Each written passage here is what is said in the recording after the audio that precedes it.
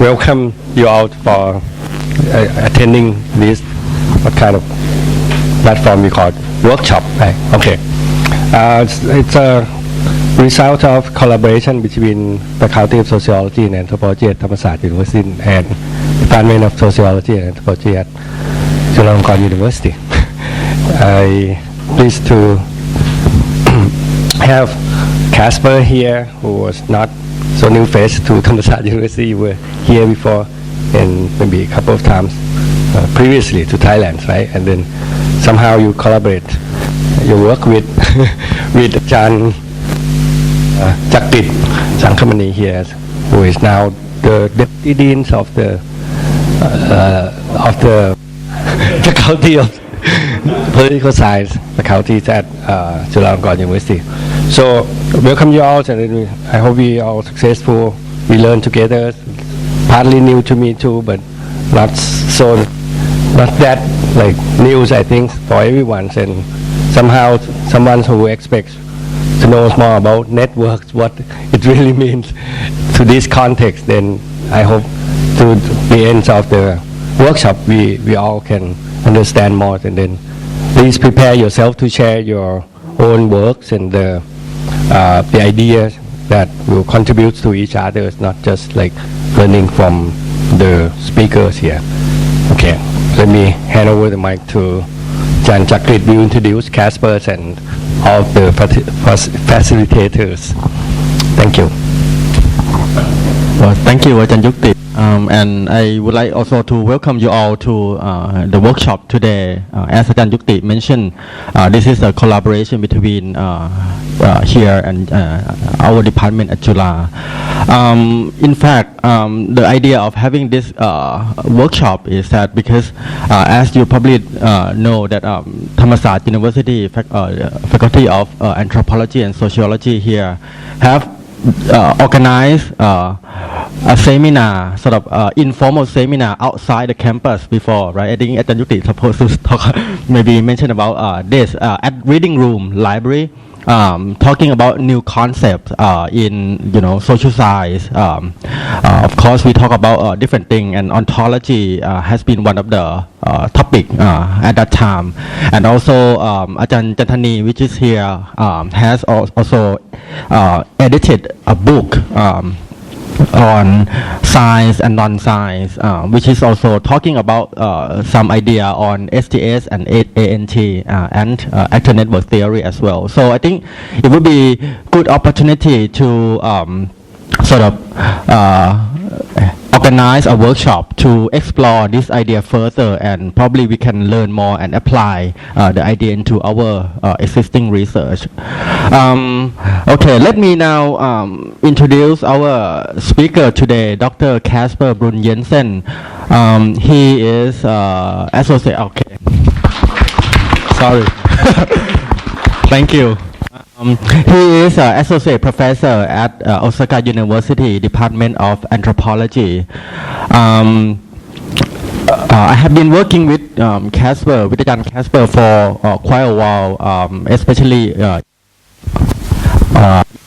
in terms of environmental infrastructure and other related topics. Casper has been written a lot of articles and books, and he also the member of editorial board of several STS related journals and anthropology of science and technology. For example, long list here.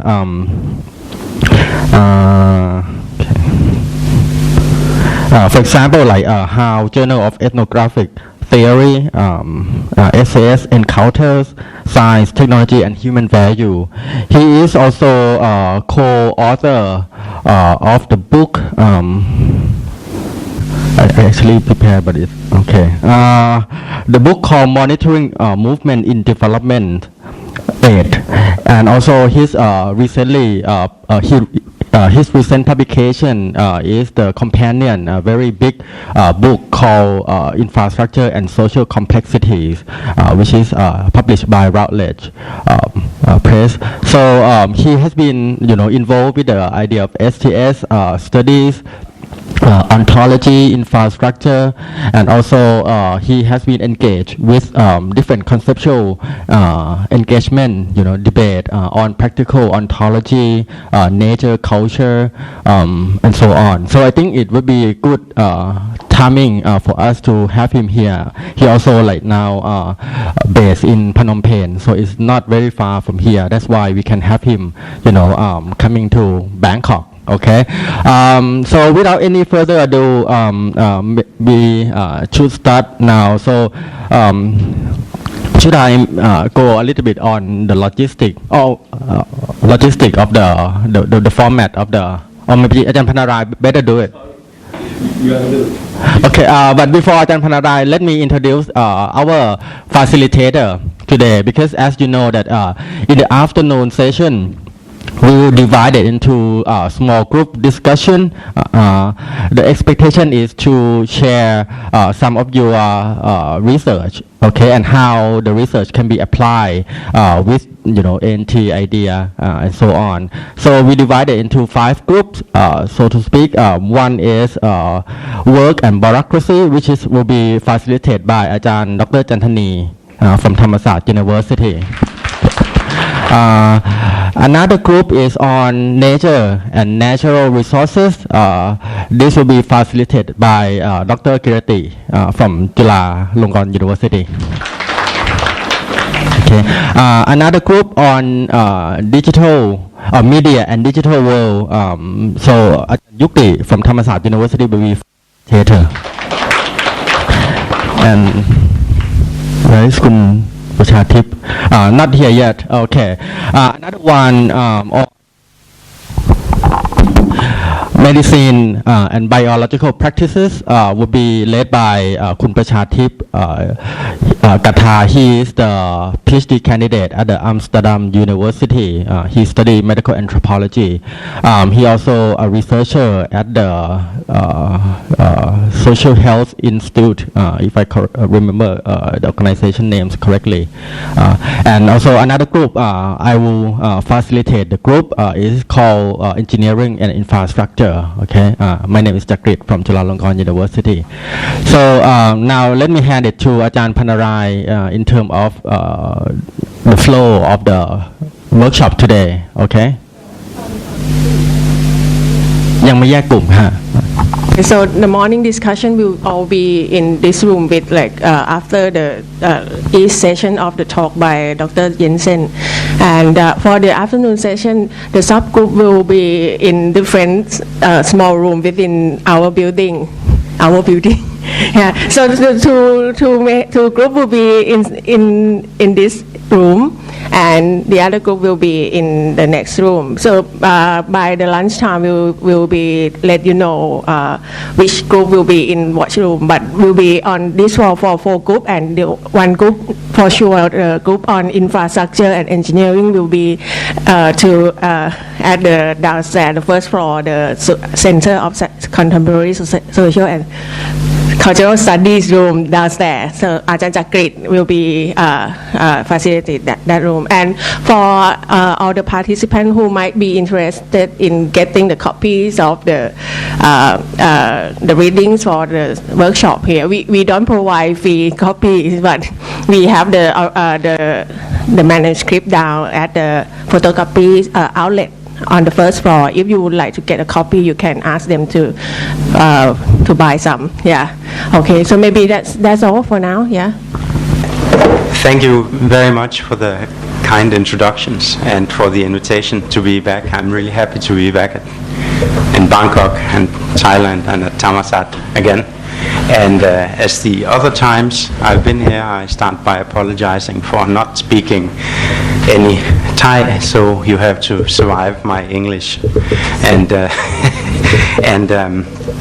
I guess it's no problem, but if there is a problem, if I start speaking very quickly or it's incomprehensible, maybe Achan Jakrit or somebody else can just wave and say something.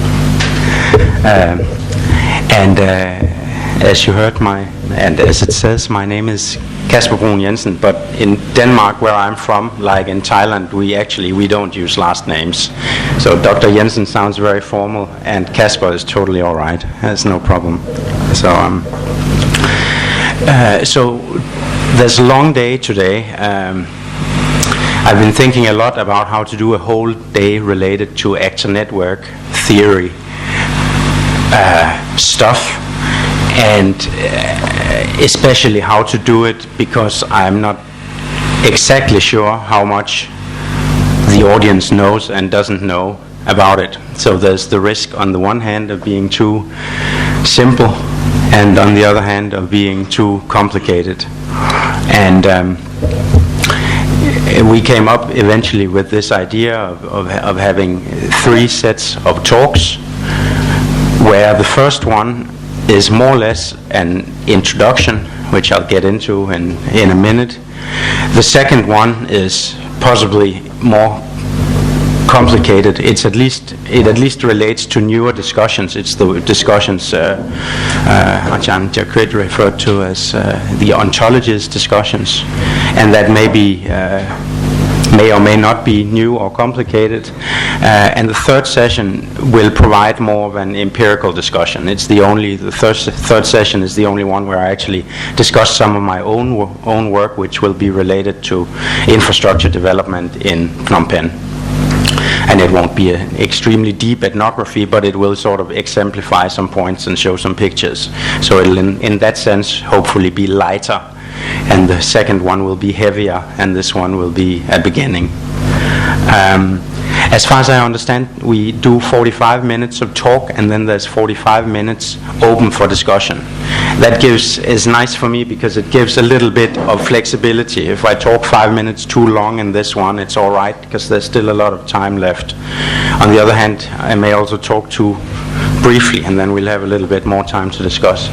But be that as it may, I don't know if it's normal here, but if anybody feels like asking questions or interrupting to clarify something in the middle, you are very welcome. It doesn't. I think it's even better because if there's something that's hard to grasp or needs some extra words, it's better to do it at the point where it's actually flowing, rather than waiting for 45 minutes and everybody forgot what it was about anyway. So please don't hold back if you feel you can do it. Okay. So as I said, the first lecture here will be some form of introduction to actor network theory. And giving an introduction to actor network theory is a little bit of a difficult thing, because although Ajahn Jakrit, I think, introduced it as a new kind of idea, it actually isn't so new. It has quite a long history. The first works were produced by Stephen Woolgar and Bruno Latour in 1979. So if I can calculate, that's what, 17 and 38 years ago. So it's about the same age as I, and it's not so young. However, it is also at the same time it has had a long history, and the actor network theory has transformed a lot in debates with many other kinds of positions and ideas. And while it started out not being particularly famous anywhere, over the last 15 years especially, it really has had an explosive impact, especially in science and technology studies where it came from, but also out of science and technology studies. Not so much in sociology. Most sociologists still pretty much hate it, I think. But in anthropology, in geography, in environmental sciences, to an extent even into political science, including I've reviewed actor network theory articles for international relations, which is really a quite conservative part of political science. So it has moved around a lot, and of course when so many different kinds of people began using a way of thinking for so many different kinds of purposes, then the content of the ideas also change. So all of this is, again, to say it's not so obvious how to succinctly introduce what is it really. It's very difficult to boil down to two principles that we can just apply. But okay, it's an introduction, so you have to do some boiling down. Now, I come out of a background in science and technology studies, and that is actually also where action network theory came out of through the work of Bruno Latour and Michel Calon, who used to be at the École des Mines, the School of Mines and Engineering School in Paris, and they worked together with John Law and a British sociologist that at the time was at Kiel, and then he was based at Lancaster, which was one of the big science and technology studies environments in England. So science and technology studies, the sociological, anthropological, historical study of science and technology is the background for action network theory. And it is not maybe, that is known now where people, although people have begun using it in many other contexts, but I think that some of the particularities of its origin in science and technology studies remain really, really important, although they are often forgotten. Once you begin moving action network theory around into the study of infrastructures in Cambodia or into the studies of this and that all over the world. So therefore, my vantage point today is to start with a discussion of why action network theory in the original early formulations emerged the way it did. So in a way it's to go way back to the 80s rather than discuss new Bruno Latour books. So I don't think you can really understand the content and implication of the new Latour books unless you understand what was the original point of doing these things in just this kind of way. And that is what I mean by writing up here what has shaped A&T's ideas to begin with. And that then leads to some subsequent questions, which is, how is action network theory related to other social science approaches, which I hope to touch upon. What are at least some of A&T's central questions, and related to how its relation to other social science approaches. What is distinctive about it? How is it different? So that's the plan for the first, for the next 40 minutes now. And so that requires that I move a little bit back in time and outside the scope of sociology and anthropology, the areas I think you guys are from and are most familiar with. Because the fact of the matter is that when science and technology studies emerged as a distinct field in the late 70s and action network theory began being developed around the same time, that was to a very significant extent as a response to previous ways of dealing with science as a phenomenon, and those ways were for a very long time philosophical. So analytical philosophers of science and also continental philosophers of science were trying to capture what is it, what accounts for what is special about science. Science is said to be the pathway to find true knowledge about the world that's contrary to beliefs, different people's many perspectives and understandings and so on. But how is it possible for science to do this? And a lot of this discussion centered on a clarification of what is known as, still to this day, the scientific method. And it was in the singular, the method, by which scientists, whether they are particle physicists or biologists or something else, they move through their materials in order to reach something that are the real facts of the matter. And this is an enormously complicated discussion, but I just touch on one really important distinction that began occurring in the last century. The discussion about science is much older, but I just touch on some very big figures here. The first one being Karl Popper, who is known for the idea of falsification. very popular in teaching introductory classes in philosophy of science. Science, he says, again, very schematically, is a mode of knowing that constantly improves by falsifying claims. It's not the case that we can ever be 100% certain about anything.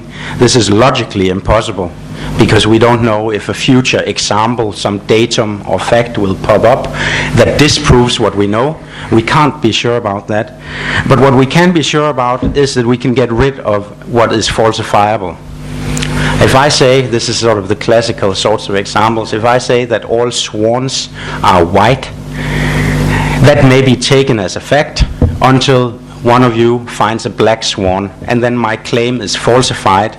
We still don't know exactly what all swans are, but we know that some are black and some are white. And then you can move on like this and removing more and more false assumptions and gradually getting closer to truth. In this kind of, this is not a stupid idea, it's been fruitful for thinking about many things.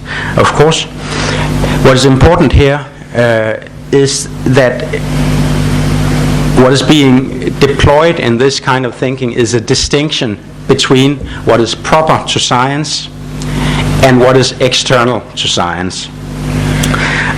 This is something one of Popper's contemporaries, I did not put his name here, but his name was Reichenbach. He made this distinction, and the distinction was between what he called the context of discovery and the context of justification. And I'm not going to go into a lot of detail about these contexts, but suffice to say that philosophers realized that the actual, say, the ethnographic context of discovering something might be extremely messy, full of all kinds of weird stuff and haggling over money and fights for prestige and all kinds of stuff could go on.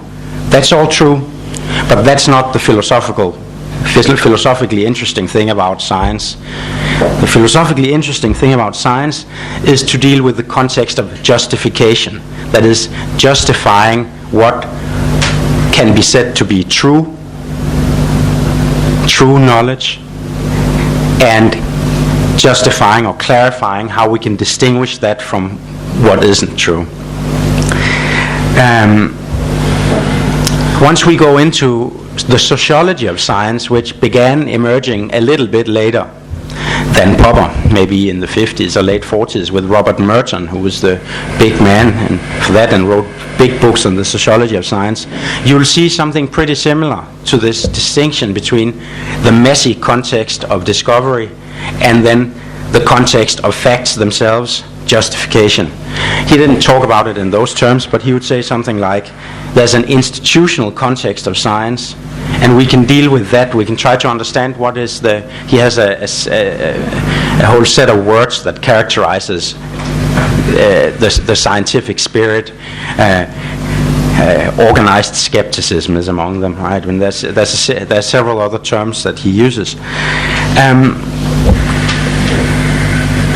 That's what you can study as a sociologist. What you cannot study as a sociologist is the inside, that's the facts. Again, we don't have any sociological ways of discussing whether something is true or not. That's up to the scientists. So what we as social scientists can deal with is the kind of more general discovery of context of discovery. We don't have the means to go into the heart of the scientific knowledge itself.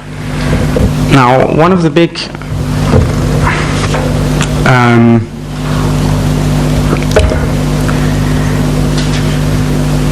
competitors, followers and competitors of Popper, and this, the idea of falsification was Thomas Kuhn, who you may well have heard of, and he's extremely famous for writing the book The Structure of Scientific Revolutions, which came out in the late 60s. And his view, he took a more historical approach to science. He was trying to figure out what accounts for what he called paradigm shifts. I don't know if it means something, I'll just say something about it for a minute. A paradigm shift is this kind of situation within science that he recognized where some really deep-held understandings of the world were quickly thrown away and something totally different came instead. And there are many examples of this. If you go way back, we can talk about paradigm shifts from the belief that the Earth is at the center of the universe, which had been held for centuries, to the solar-centric view. Like, what accounts for that kind of sudden switch, or the switch from classical physics of Alan Newton to Einstein's relativity, or many other things in different disciplines. And what Kuhn's historical studies showed was that this did not really happen through a gradual process of falsification, because new paradigms are already always falsified to begin with. There are too many things that don't add up, so you can never get going into a new paradigm if you're constantly falsifying. So instead of this idea of a gradual evolution where you get rid of the bad stuff and keep the good stuff, the paradigm shift talks about revolutions, that is dramatic ruptures where you get rid of a whole package of ideas at once and put something else in place instead. Because there's no process of sort of gradual falsification, Kuhn said, you cannot find any kind of internal factors in the context of justification that will allow you to understand these things. You have to look to other kinds of factors than the rational core of science itself. What might those be? Kuhn does not have a sort of super detailed analysis of that himself, but what is clear is that if changes in scientific knowledge is not just determined by the actual rational facts of the matter themselves, it might be many other things. You might have to look to social factors, you might have to look to economic factors, you might have to look to political or cultural factors. And what that means is that Kuhn's idea, although he did not argue this himself, and actually when people began interpreting him in this way, he was very unhappy. But nevertheless, his idea of paradigm shifts kind of created a bridge or a probe, something that allowed other people to begin pushing through and looking for social, economical, political, and cultural influences, not just on the institutional context of science, but at the core of scientific facts themselves. This was very problematic and provocative to a lot of scientists and to a lot of philosophers who did not particularly like being told that their facts were cultural productions. And it led to a series of long-lasting wars, intellectual wars, not real wars, but nevertheless intellectual wars. There were big discussions about rationality and what it meant in the 80s. Later on there were the so-called science wars in the 90s, and all of these are bound up with broader trends and changes in thought that we can't talk about today. But the point is simply that he opened the possibility, he made it possible for other people to think that science can in fact be studied without the division between a messy context and then the true rational heart of science. The whole thing can be investigated sociologically or anthropologically. And the immediate the first steps in that direction came quite quickly after Kuhn had made his analysis. 5-7 years later, it was social constructivism, which is sometimes called social constructionism, but in STS it was always social constructivism, which came out of especially Edinburgh in the UK, and is affiliated with people like David Bloor, who I mentioned, and Barry Barnes, and later on Harry Collins and others. And one of the key points about the early social constructivism promoted by David Bloor was that, is it all right? That in order to deal sociologically with scientific claims, not scientific institutions, but with scientific claims, we have to adapt what he called a principle or a doctrine of symmetry. And there are many, of course, things going on with this principle. Again, I just touch on a key aspect here. The doctrine of symmetry meant, first and foremost, that the kinds of things in the world we take to be true as facts, like the earth is spinning around the sun, for example, or gravity works in this way, or there are genes and they mutate in this and that way. We may think these things are true. There are a bunch of other things we think are false. The moon is made of green cheese, or as we say in Denmark to kids, or many other things that we used to think, but now we know they're false. We don't believe in that anymore. Maybe we never thought this, but there are, of course, many examples of things we actually thought before, and now science has taught us that is no longer the case. And what David Bloor is saying with the doctrine of symmetry is that whether we believe something to be true or whether we think it's false, if we want to study these things sociologically, we have to come up with a set of sociological mechanisms of explanation that are identical. You can't have different kinds of principles for true facts and for false beliefs. And one of the reasons is simply the one that what we now take to be true facts is very likely to be seen as false belief in 15 years. So, therefore, it won't work to work with a general distinction as if we have perfect knowledge of what is actually true. You have to use the same way of dealing with both. We cannot say, as I write here, that what is true, we accept the true, Earth is going around the sun, simply because it's true. It's not an explanation, it's just a sort of self-vindication or circular logic. And then on the other hand saying that all the stuff we don't happen to believe in, that's explained by bias or irrationalism or religion or poor observations or political agendas. Because again, 10 years from now, maybe our fact will be seen as biased, as irrational, as politically motivated or whatever. So it has to be a symmetrical explanation. That's what symmetry means here. In English you can say what is sauce for the goose is sauce for the gander. It means that the same thing goes on both sides. You have to use the same mechanism of explanation. That's key to social constructivism in the STS form, that it explains both what we take as false and what we take as true using the same kinds of sociological mechanisms of explanation. And there's a lot to say about what those mechanisms are, but suffice to say that social interest became a really key explanation factor. The idea that different kinds of scientists would have different kinds of social interest depending on how they were situated in the scientific and broader cultural hierarchies of where they worked. So, for example, there's a study of phrenology, this discredited knowledge that you can sort of, my head shape determines whether I'm smart or stupid. It came from Edinburgh too, and nobody believes in that anymore, but people did, and it became a big thing. But there was also a lot of resistance to it, and that could be mapped on to certain kinds of scientific circles, some of who were sort of high elite aristocrats, and some of who were of more humble beginnings, and they formed different kinds of networks and so on. And so social interests and the different kinds of social groups that have those interests can be used, it was argued, to understand why people pursue different ways of producing facts and actually reach really, really different conclusions. Now that's not action network theory, and I haven't said anything about action network theory until now, but now I will.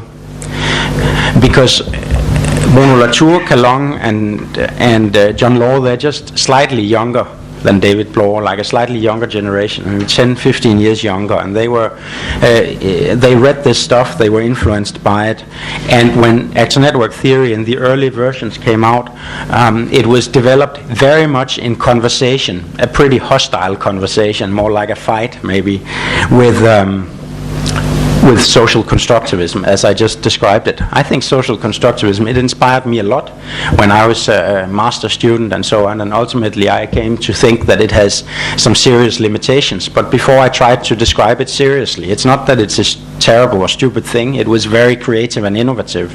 I just say that now because now I'm going to say everything action network theory says is wrong about it. but I think it's not a valid reason for not taking it seriously, just that then other people added other kinds of things. So actor network theory is very famous also for a principle of symmetry. They agree very much with David Bloor and the social constructivists that scientific knowledge must be explained symmetrically. But at the same time, they are forcefully arguing that social categories, like groups and interests, as I mentioned, they are insufficient. And why are they insufficient? Well, one way of saying that is, as actor network theory developed it, is that assumes that there's a kind of stability and coherence to social groups that isn't found in the natural world. Like, we don't have any basis for finding true facts in the natural world, the social constructivists are saying, but we can explain it socially. In other words, there's the presumption that we are more able to give social explanations than natural scientists are at giving natural explanations. Do we have any reason to think that sociological knowledge is better than physical knowledge, so that we should replace their self-understandings with sociological self-understandings? Maybe it's a hard argument to make. But more, the key thing for actor network theorists like Bruun and Latour is that once you go into detailed studies of how scientific facts are made, like Latour did in study of Pasteur and the pasteurization of France, then you find that the shape of the social is itself changed in the process of doing science.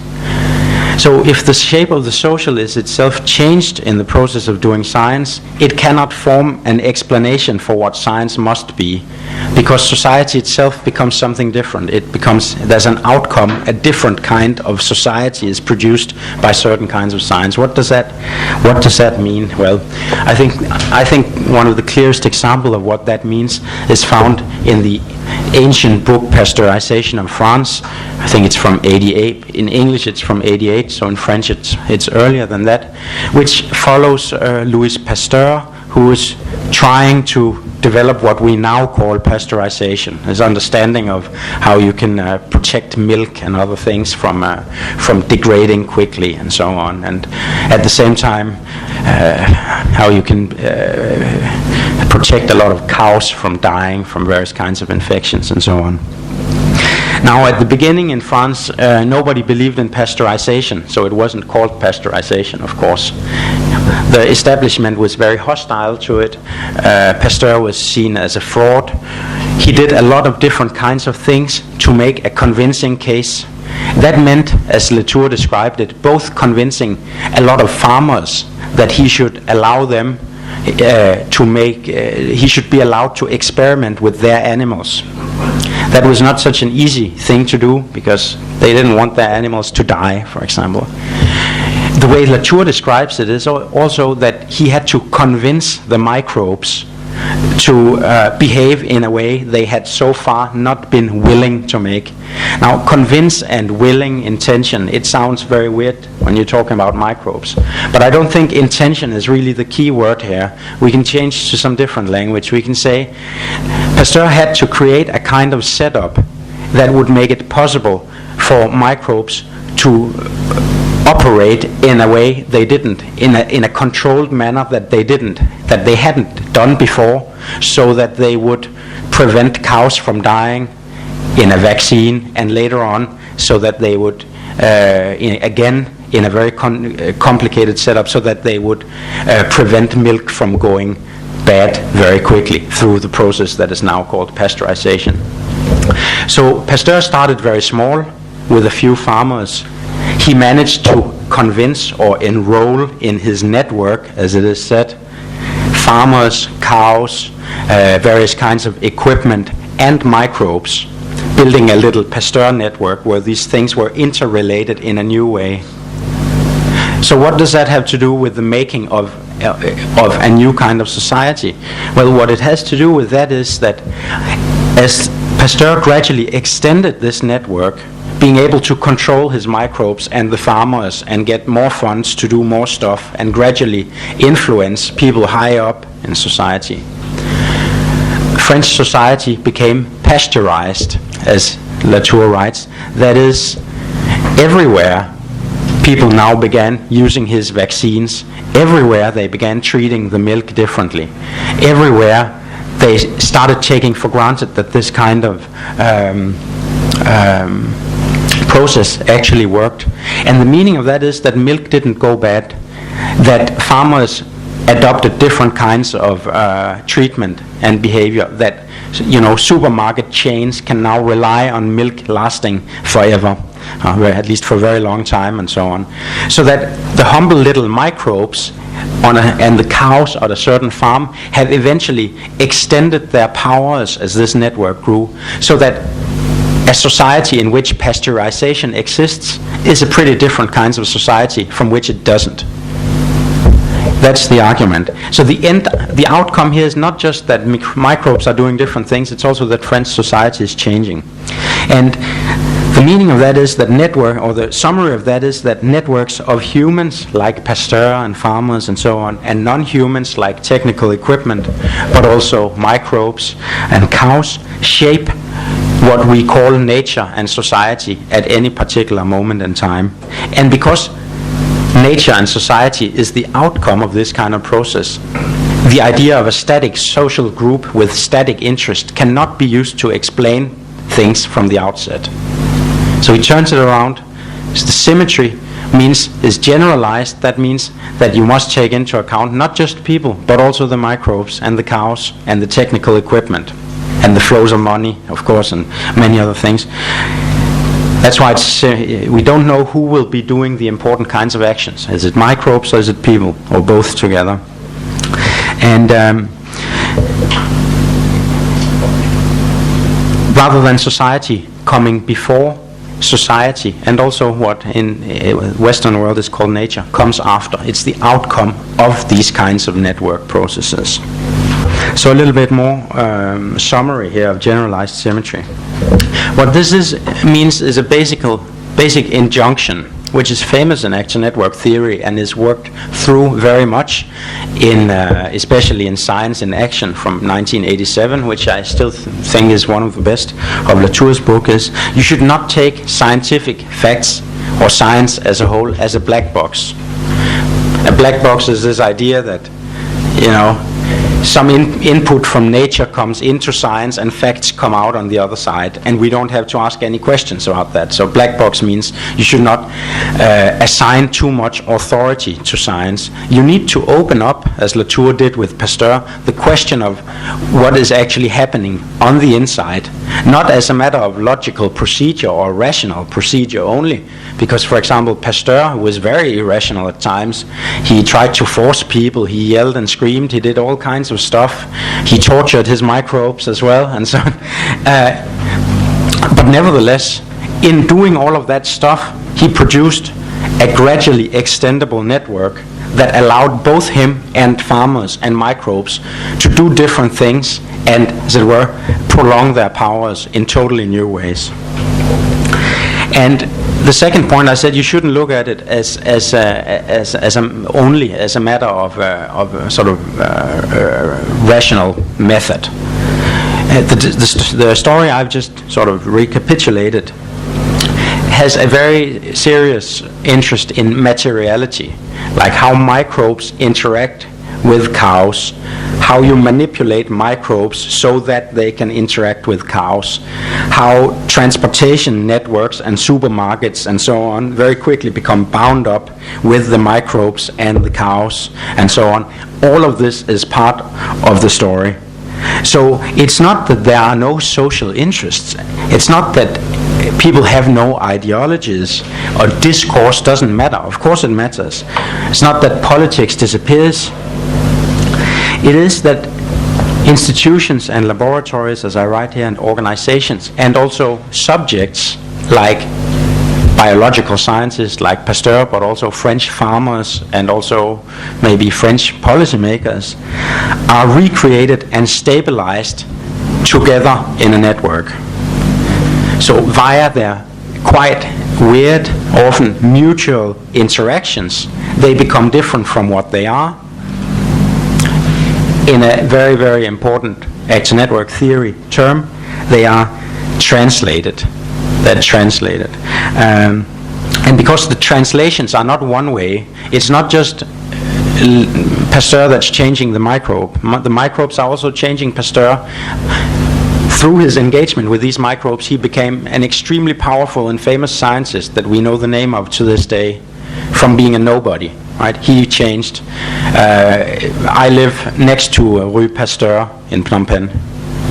There are Pasteur streets in all the major French cities. So he changed a lot. Maybe he changed more than the microbes, arguably. But the microbes also changed because now they're inserted in production processes everywhere in a standardized and controllable manner. Right? So due to their mutual interactions, we are all translated. And as a side to this, translation indicates that there is what Latour often describes as a slight surprise of action. The slight surprise of action is really important for this, because what it means is that nobody could have predicted that it would happen just this way. Like whenever I start engaging with some kinds of new actors, as we will say, human or non-humans, I may have all my interests. I may be convinced about what I want to achieve, and maybe I try my best to accomplish it. But translation, or the slight surprise of action, indicates that whatever I may have wanted to begin with is quite likely to change in the interaction. We'll see today, right? I come here, I may have a clear idea of what I want to say, and what I think you should get, but maybe you start asking questions that take it in a totally different direction, and I end up saying something that I didn't want to say, or that I hadn't been thinking about, or whatever. Or this is just a little social interaction here, but if you go to laboratories or big infrastructure projects and so on, I think this is an extremely generalized principle, that you may well start out with your own clear ideas based on your interests, but you will end up doing something totally different that you had no idea, or maybe you were actively opposed to begin with, because of the interactions you have with a mixed set of others that can be both human and non-human in action network theory. Just skip a little bit here. Maybe I'll go back to these, but I think this follows pretty logically.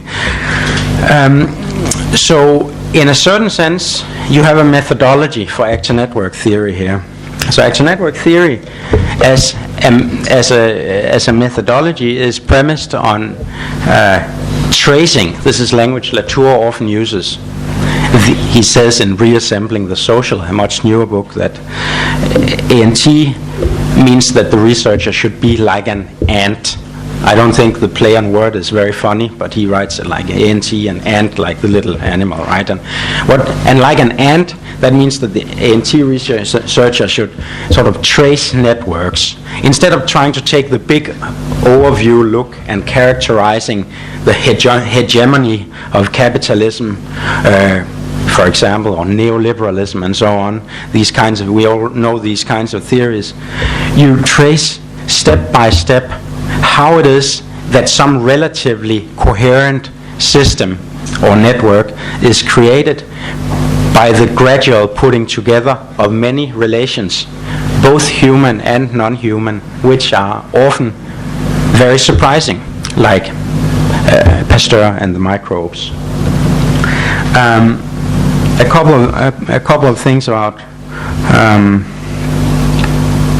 that. The first thing is that this kind of tracing, as per the generalized symmetry, it does not respect any particular boundaries. It's very sometimes it used to be said that action network theory was a theory of associations, a theory of translations. It's associative also in the sense of a flow of associations that you can have in your mind. And what I mean is not that you just invent things randomly, but that you don't put in place any particular starting limits to what can be part of a network.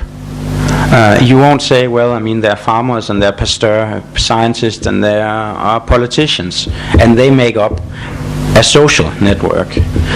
You will be allowed to go to the farm where Pasteur, the scientist, is located, and then check who is he interacting with. Well, he's interacting with cows and manure and pipettes and trying to do stuff to microbes, so that the network does not have the form of the social.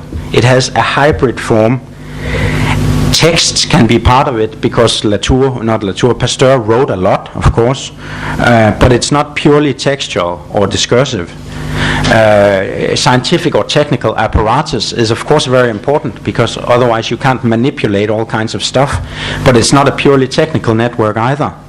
And again, it's not a purely human network, because all these other kinds of things all come together in that network. And coming together in that network, they produce, or as is often said in this language, this relates to the ontology discussion we'll get into, they perform reality. They perform a reality, and the performance can get stronger and stronger until all of France, and maybe all of the Western world anyway, is pasteurized. It can also collapse again. Maybe does this work? Yeah, kind of works. So just as a comment, I like this poster a lot, because it's I find it it's very nice to have posters with your own name on it somehow. However, this is not an actor network theory. It's not an actor network theory, but it's also not an actor network in the precise sense that I just outlined. Because what do we have here? Well, I think we have a series of stations that are connected together. And the way they are connected, if things work out well, is they're connected in a stable manner. Each of the links lead predictably to the next. You won't have somehow suddenly this one going up here, and it won't hopefully fall apart every other minute. And the whole issue of translation and redefinition is lost in this kind of network. This is precisely a static, stabilized network. It's not going to somehow next week be altogether different. At least you hope not, because you won't get anywhere. Thailand change every day. Change every day. Tomorrow. You hope that it's relatively stable, I guess. I admit probably if you study how this is done, there are going to be many changes, and I suppose it's in reality much more fluctuating, because there's going to be maintenance and breakdowns and collapse and so on. But then already that would be a bit different picture here. But this is it's not just a joke comment, because I think one of the things that often happen with actor network theory is that it is deployed as a kind of network analysis, where the networks are seen as static nodes that are connected together. I think you can see this idea in a lot of famous network analysis, especially quantitative network analysis, but also in something like Emmanuel Castells and so on. So the network here, the key emphasis is not on the network, but on the translations. The key is on the translations, the fact that I interact in a way that will sometimes reproduce who I am, but sometimes turn me into something else. And that this is a general state of affairs. And that changes things quite a bit, because that means that instead of having the question of social order at the forefront of our concerns, like there's social order, that's taken as a given. So how can we account for the situations when there's social breakdown? What accounts for these weird situations where things don't go according to plan? Well, that must have an assumption that social order is the natural way of that this is the natural image, and everything else needs a special explanation. So in fact it introduces this asymmetry here, whereas basically actor network theory is saying it's a miracle that there is any kind of social order given that everybody's activities are constantly being translated by everybody else's activities.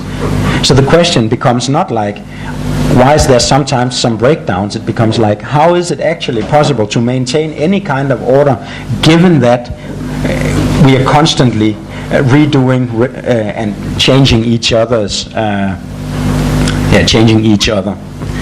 So yes, so much about that. I think I can recap that. So we have these elements of translations that are absolutely central here. What that means is, often it is said that translation is a counterpoint to an idea of diffusion. The social diffusion of ideas. It's very famous in cases of innovation also. You'd say the diffusion of innovations. And it is this idea that if you have some kind of people that are powerful or influential, like technologists or policymakers or whatever, then they'll make a decree or they'll send out a product to consumers or citizens or whatever. And then everybody will start adopting that product, or they'll begin taking the order they've been given, the law, the regulation, seriously. That's diffusion. And again, diffusion is a totally classical way within sociology and innovation theory of thinking about how things spread in society. It has this idea that there is a society, there's somebody with power in the society, and they send out things or words that make people change in some kind of controllable process. But if you start from translation in the way I've just talked about it, you'll see that there is no such thing as diffusion. It's true that I may send out an order. I don't have any product. Maybe I can send out an order. But whether the order will have any effect of any kind, whether anybody will start pasteurizing their milk, or anybody will begin using actor network theory after I've spoken and so on, is not due to the power of my order. It is fully in the hands of the recipients, the later users, as Latour will say. As it's in the hands of other farmers, or it's in the hands of my students, or it's in the hands of, Donald Trump will send them out many orders. And whether they'll be obeyed and turn into what he wants depends fully on what people that are the recipients of those orders will make of them. And that's probably in part why you have a lot of protests and demonstrations right now, right, while he's being inaugurated, right? And that means there is no diffusion, because there is no automatic movement through society as a kind of medium where things just flow around. There is only an effect if other actors take up your order and do something with it. But if they do so, they are not going to do it just the way that you predicted. Because they have slightly other ideas, they have reasons for doing it this way or that way, they will translate the order or the product. If it's a product, they'll hack the iPhone. If it's an electricity grid, they'll hack the grid so they can get free electricity, right? If it's a bus system, they'll somehow find ways of jumping the gates and not paying. If it's scientific knowledge, policymakers will find many ways of ignoring it. If it's this and that, if you assign homework to students, they'll find excuses for not doing it. Any order or any product that is sent out is always subject to this process of translation and this slight surprise of action again. And the effects of the order will therefore be a composite effect of what everybody has done together. The effects will be in the composite of all of this. Right? Again, I don't know so much about Thai politics, but American politics, we can see Obama, for example, being the most powerful man in the earth, but he couldn't get 75% of his policies implemented, in spite of being the most powerful man on the earth. Why not? Because his orders have to go through an infinite set of bureaucracies and processes, and there are an infinite set of points of translations and resistance and obstruction. And with Trump, it's going to be the same, right? He's now the most powerful man on the earth, and he will also have to deal with an infinite. So with this infinitely powerful position also comes an infinitely differentiated set of points of translation. It's the actors together that are producing the effects. I'll just take the last tiny bit here. What that means is a kind of dramatic change in the understanding of what a society is, and therefore what it means to study one. Everything I've said is described as a kind of bottom-up process where everybody is doing stuff that is being translated. Sometimes it's being stabilized, and once it gets stabilized, sometimes it becomes coherent for a while, but the points of resistance and translation never disappear. Society is the emergent and transformable product of all of these things. So we cannot say that we live in a society, in this kind of conventional idea where society is a context, or a container, or a box that has certain kinds of rules, and then we are small ants inside it, and it has walls we cannot cross, like maybe our cultural habits or our institutions and so on. Society is what is being done by the actors, human and non-human, that is in society. And so society is constantly produced and reproduced through interactions, and those interactions are not just human, they are also microbes, they are also weapons and drones and medicine and styles of clothing and technical equipment and mobile phones and train systems and so on. So society is a very messy kind of thing, and it is of course deeply hybrid thing. In a way, this is just recapitulating, and this is the final part of this introduction. One way of saying is that society, in any ANT version, is a performative entity. There's nothing called society as a sort of glue that ties us together, and there isn't any kind of central power mechanism that forces us to be bound together. Society is tied together, and power is produced, here we are very close to Foucault, through our constant heterogeneous interactions among many kinds of things. And it is when these kinds of associations between many kinds of things become relatively stabilized that we will call it power. So again, power is an outcome. It turned out that Pasteur ended up with a lot of power. He didn't have it to begin with. It may turn out that people are totally powerless, although they're supposed to be the most powerful man on the earth. We don't know. That'll be a matter of tracing, again, like this kind of image of an ant walking around, tracing what actually does tie people together, and how claims and orders and products are actually translated, and how they actually move through networks of associations. And that means that, similar to the methodology slide I had just a few minutes back, that basically all it is to do actor network theory, now it makes it sound pretty simple, but you could say that all it really is the careful empirical association of all these kinds of associations, links, relations that are tying us together, with a very principled disregard for any kind of traditional distinction, human or non-human, hegemon or those who resist, and so on and so forth. So that your job is the redescription of these kinds of situations without the classical social theoretical vocabulary, getting deliberately rid of that vocabulary in order to train yourself to identify these kinds of strange networks, like the one I kept using throughout here, like Pasteur and his microbes, but it can be many, many other kinds of strange networks, like Achanja Krit has written about some very strange networks of Naga and museums and machines, for example, right? Of things, machines, people, morals, politics, symbols, and so on. Doing that tracing, that is doing action network theory.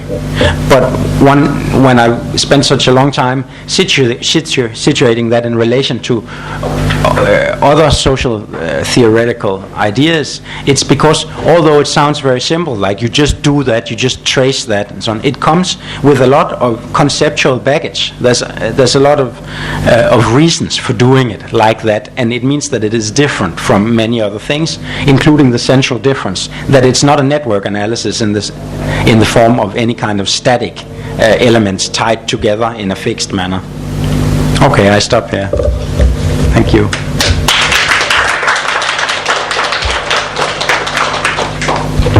So thank you very much for introduction. So now we open the floor for any question, comments, or sharing of your understanding. So it can be anything. Please. For lecture.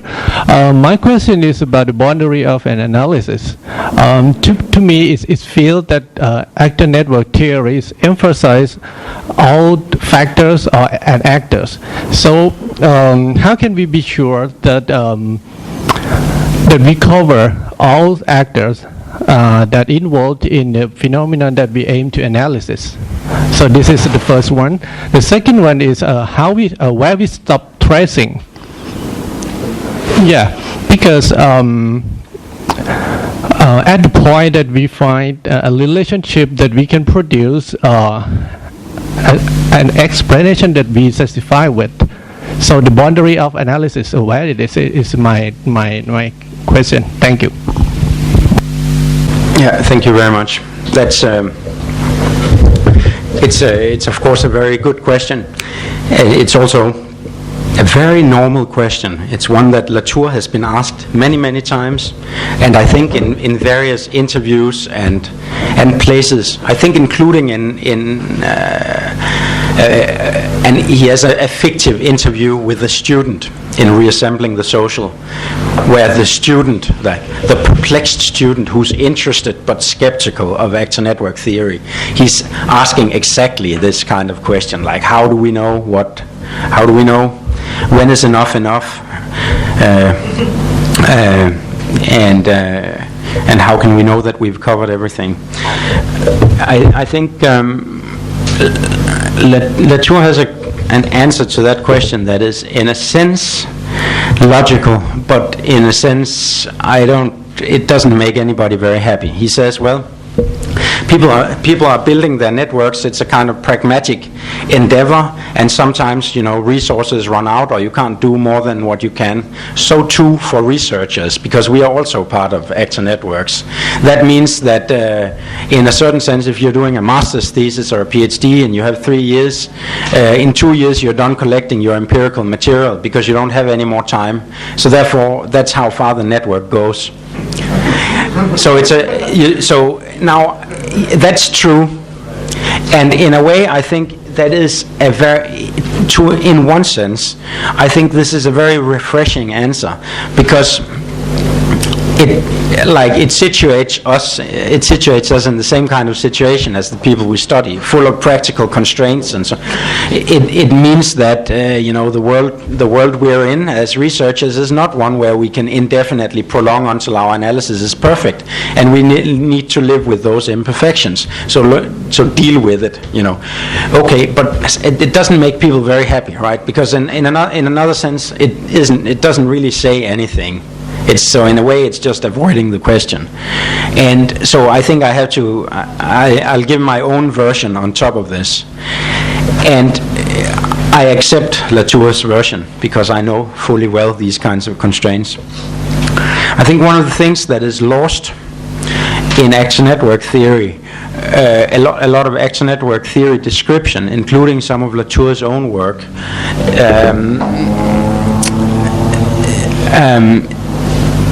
is the fact that we as researchers actually never just trace networks.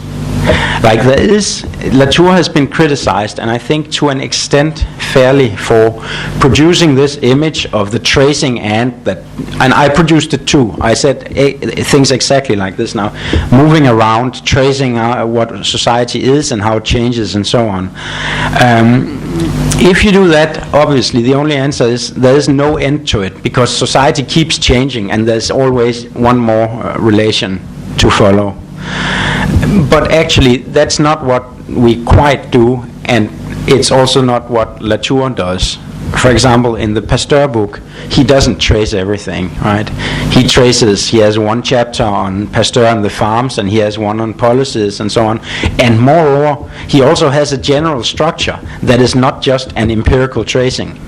That it's a structure that aims to make a particular kind of intervention into an ongoing conceptual debate in social theory and in science and technology studies that concerns what kind of thing is a society and how can it be described. And what that means is that you never have, like Latour isn't, and I'm not, and you're not, a kind of blank empirical slate that walks around tracing things. You go out into the field to do certain things for reasons such as you are really interested in this dimension of a topic, not something else. It's not something else like this is what you care mostly about, or you're very interested in this particular kind of debate, or you're very interested in these particular people because they have certain kinds of problems. Well, then you're going to structure your research, actor network theory or otherwise, around your concerns. So you see, so I think Latour is cheating a little bit by pretending that your concerns aren't there. But we all do have concerns that make us decide to study this and that. And we have theoretical ideas in mind, or we have political problems in mind, or we have something in mind once we start. And I think that gives you a delimitation. Because that means that not everything that you actually come across will be equally interesting. But you can nevertheless do it in an open-ended manner from where you are. So I don't think you have any kind of, you don't have a checklist. There can be no checklist, like there generally cannot to ethnography, to when is there enough, because you're never finished in principle. But the way you start and end relates clearly to like taking responsible for the kinds of interests and concerns you have and letting them guide you, rather than some kind of amorphous walking around in the landscape looking for everything.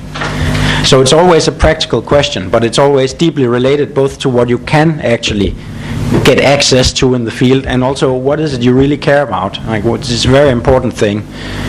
And it's I don't think this is a superficial answer, in the sense that I see a lot of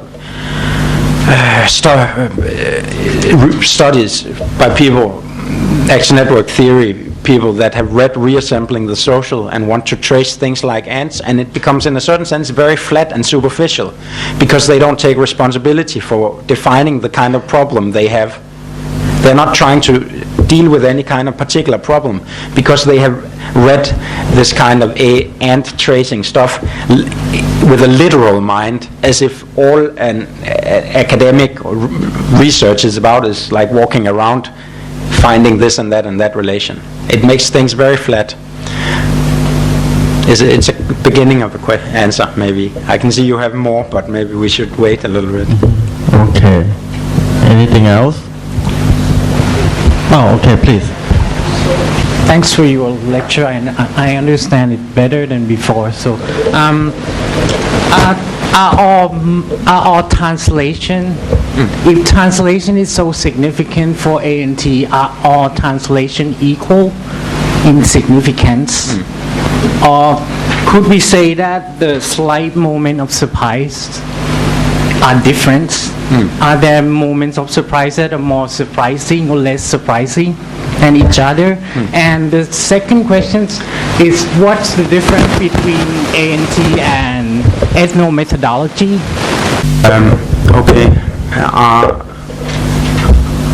Are all translate? Well, first thing I think you said was, are all if everything is translation, okay, it's like, you know, it's a version of this. If everything is like this, then the distinction between, if everything is a translation, then nothing is a translation in a sense, right? It's all the same.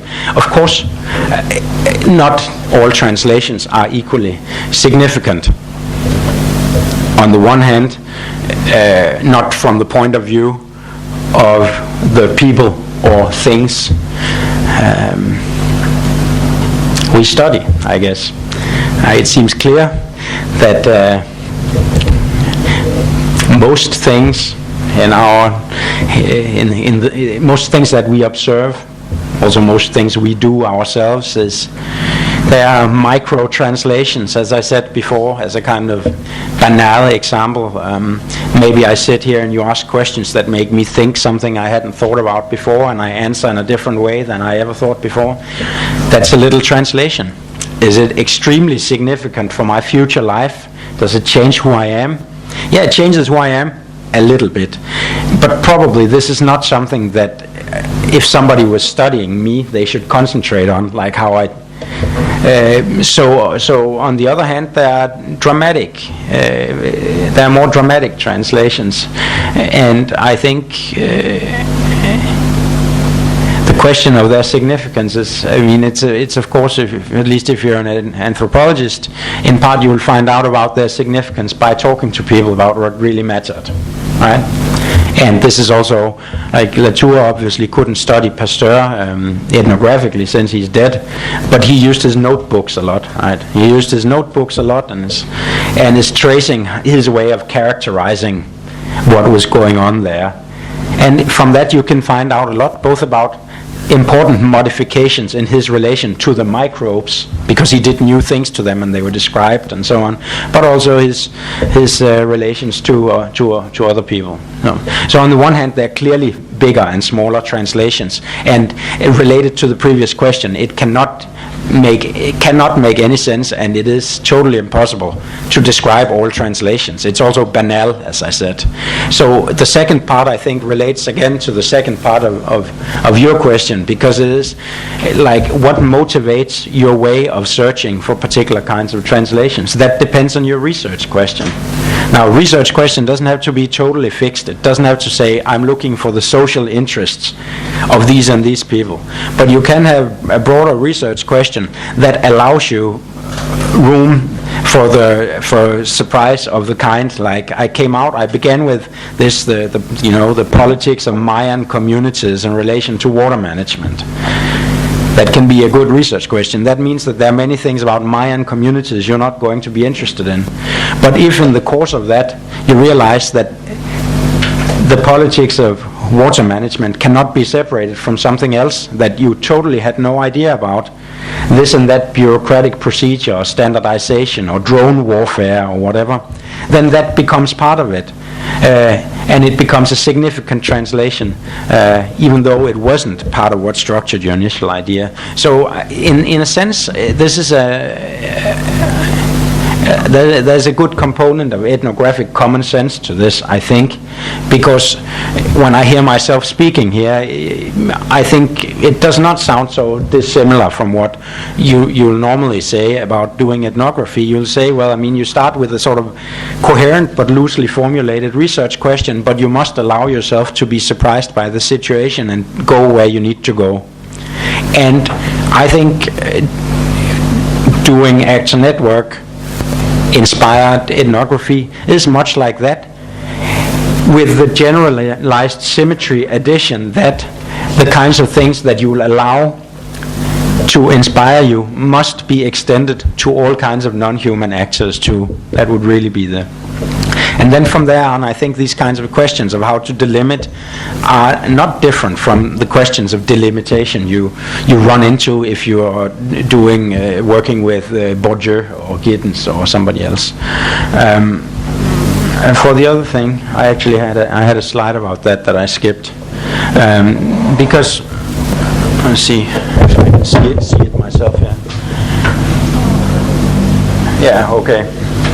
Maybe I might. Basically, it is the case that Bruno Latour in particular was very inspired by ethnomethodology. And ethnomethodology, one of the key figures in STS to this day is Michael Lynch, who was a student of Harold Garfinkel, who was a student of Talcott Parsons.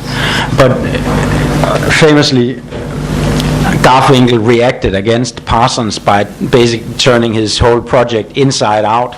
So instead of searching for this kind of structural, functional integration of all the, parts of society as an orderly whole, Garfinkel, the revolutionary student, he got rid of the whole system, right, and based it fully on actors' mutual involvement in the creation of local situated order. And this is something that's really, really very important for Latour, and it is in effect the exact same idea. You could not, Latour would probably never have had that idea if he had not read a lot of ethnomethodology. Right? Remove the sociological meta-perspective, it's what I said before. Follow the actors in discourse and in action. It's also what ethnomethodologists do. Study how they produce society through local situated interaction. It's also what I said.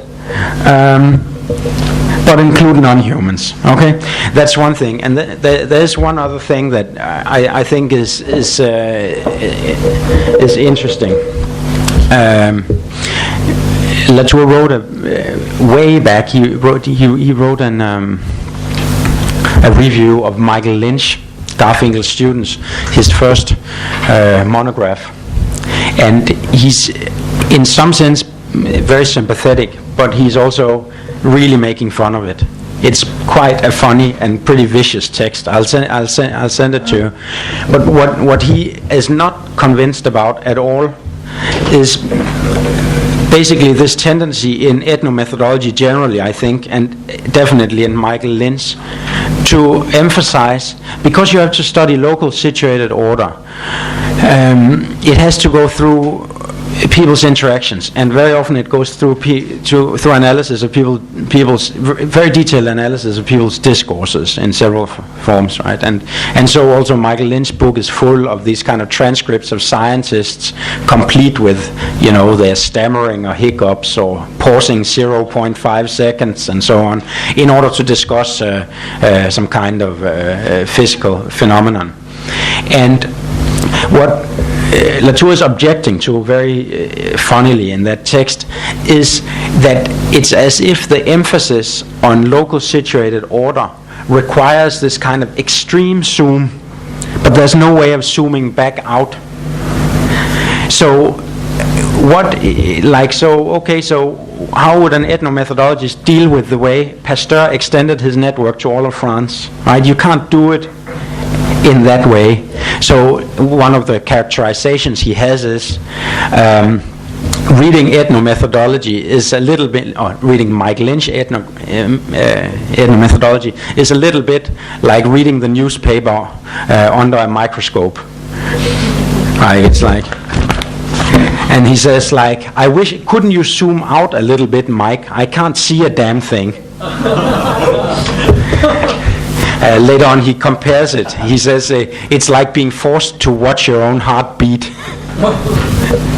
So there's this kind of, I think actually that upset Professor Lynch a great deal, and they never really recovered here 30 years later. But there's this kind of love-hate relationship, because Latour will be very, very clear that he's deeply inspired by a good deal of ethnomethodology, and then he has this, the non-humans are missing, and this issue of being able to zoom and scale the analysis. If you're so dependent on super detailed analysis of micro settings, what are you going to do with any kind of phenomenon? Then of course Garfinkel will say, well, those phenomena aren't really there because everything is the production of local order and so on. But still I think, Latour would say, and I would say, that they're kind of coherent effects that are spreading out as network effects become relatively stable and so on. We need to have some ways of talking about that too.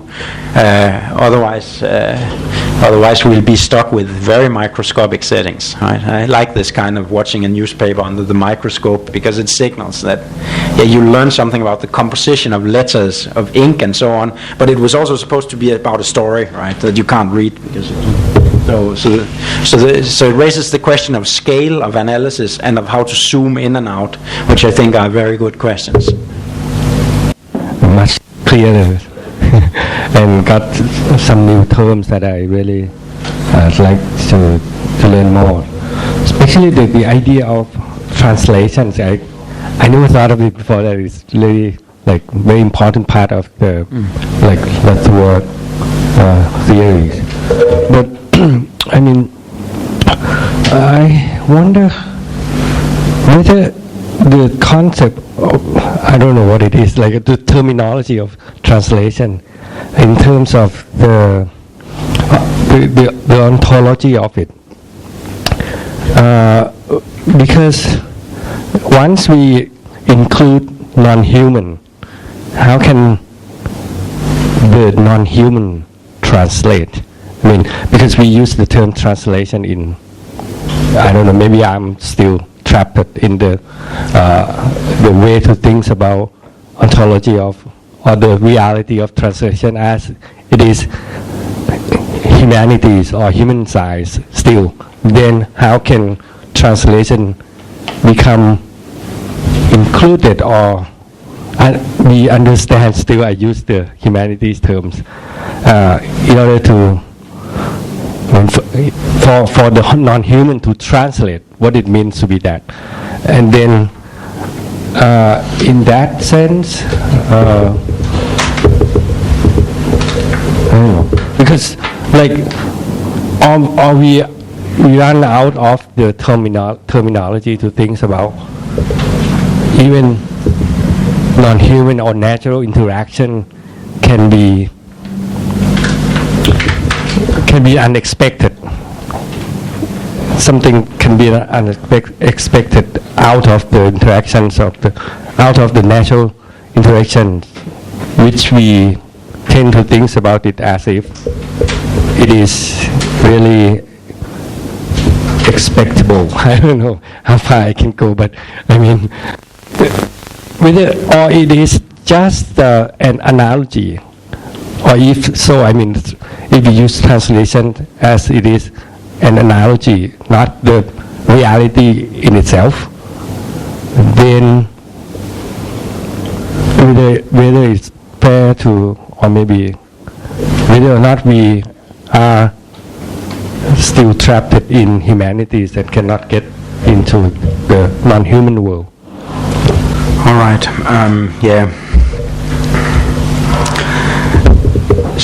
So translation is of course a term from that's normally used about language. How can we translate English into Thai? And so there are different semantic fields, or different connotations, and different colors and tones to the words. So the problem of doing a good translation is a very significant one in language. And in fact, I'm just reading in a book called Dictionary of Untranslatables about this kind of. It's only European. It's trying to get rid of this idea that all philosophical concepts are basically Anglified these days. And so these French philosophers, they began digging up words from Danish too, from Søren Kierkegaard, and then describing for each of the specialized terms in Italian and Russian and Danish and so on, how it has been translated into other languages like German or English or French, but also the kinds of nuance and differences that are introduced with that unavoidably. Right? So the histories of how these things happen. So this is, of course, it's a science of its own, translation. Does it work well if you extend it to non-humans? Well, I mean, I think it basically works very well, but of course, translation is translated when it does. That is, it cannot be the same as when linguists are discussing the questions of adequate translation from Thai to English or Japanese to Danish. It cannot be the same because it's not a translation that happens only in language. Right? For one thing, it happens in materialization. Right? It happens in materials. It's related to. I won't go to that slide right now. It happens it means that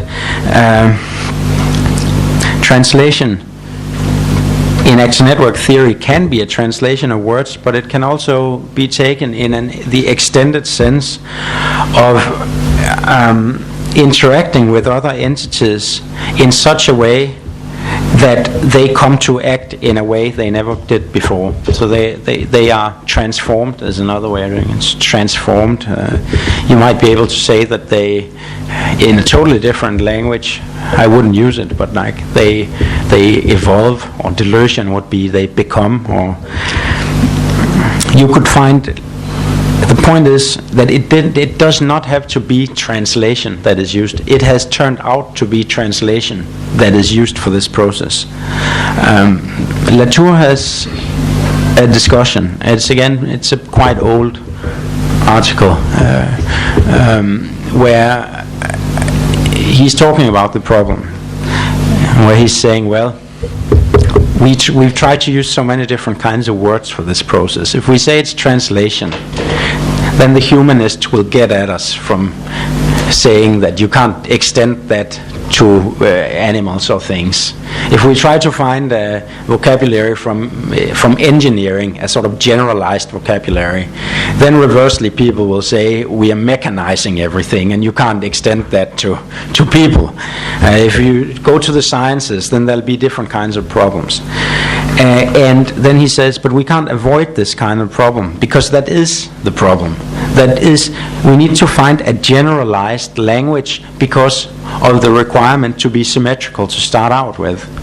So we have to use some words that are taken from somewhere and transport them, like extend them to cover everything.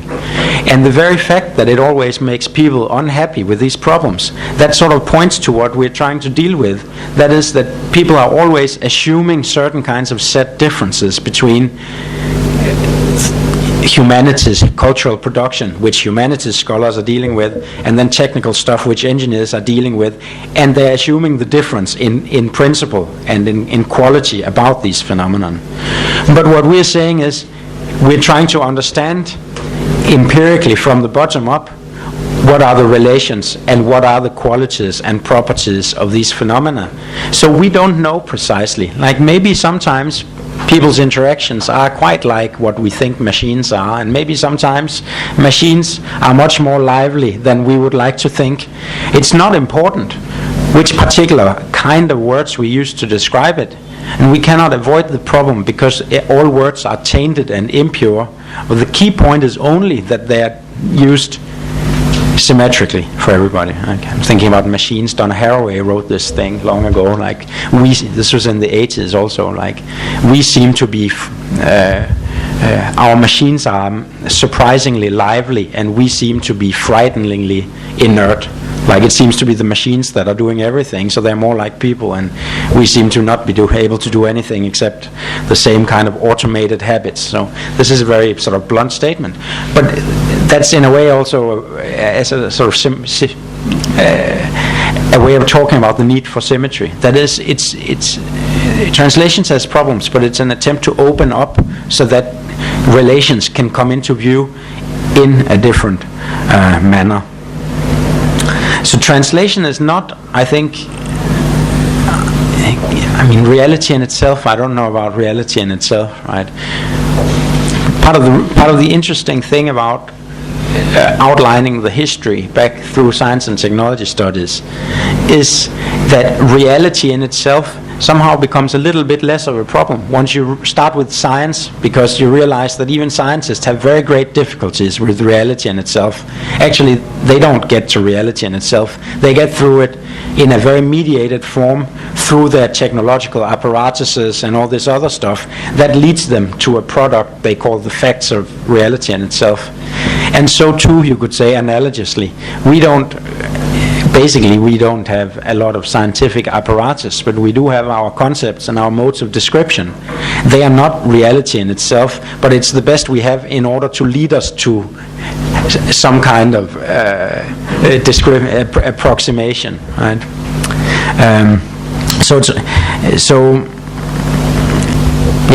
I think that's what it is. I think